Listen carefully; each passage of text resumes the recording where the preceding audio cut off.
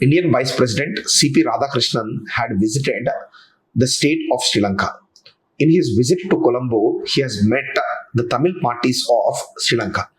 And in this meet, the Tamil parties have requested C.P. Radhakrishnan to, in fact, extend his support, that is Indian government's support, to the implementation of the Indo-Sri Lankan Accord of 1987. We know very well that this accord has been signed between Jayawardene, the president of Sri Lanka, along with the Prime Minister of India, Rajiv Gandhi, in the year 1987. And this accord promised to the Tamils of northern Sri Lanka and central Sri Lanka the rights of provincial autonomy.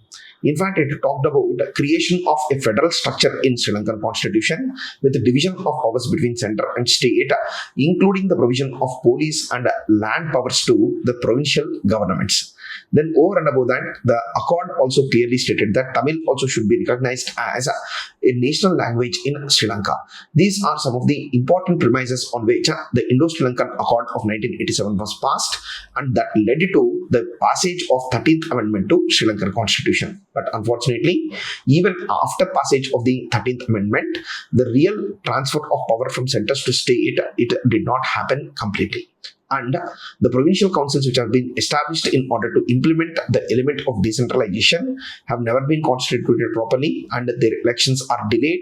And even if the elections are conducted, the provincial councils are still very powerless in comparison to centre. Right now, the Sri Lankan civil war has ended, and the LTTE as an extremist organization has disappeared. But the problem is, on ground, the Tamil people still feel that they are being treated as second-class citizens in Sri Lanka, and only true and cooperative federalism is going to, in fact, fulfill their aspirations, as stated by the Indian Prime Minister also on multiple occasions, that India stands for cooperative federalism in Sri Lanka. But when this distant dream is going to be implemented, and C.P. Radhakrishnan sir, that is the Vice President of India, has clearly stated that it is going to, or they are going to, or the Indian government's stance has been very clear with respect to devolution, but nothing has translated on ground, and how Indian diplomatic community is going to pressurize Sri Lanka in order to implement the 13th Amendment is something which needs to be evaluated. Thank you.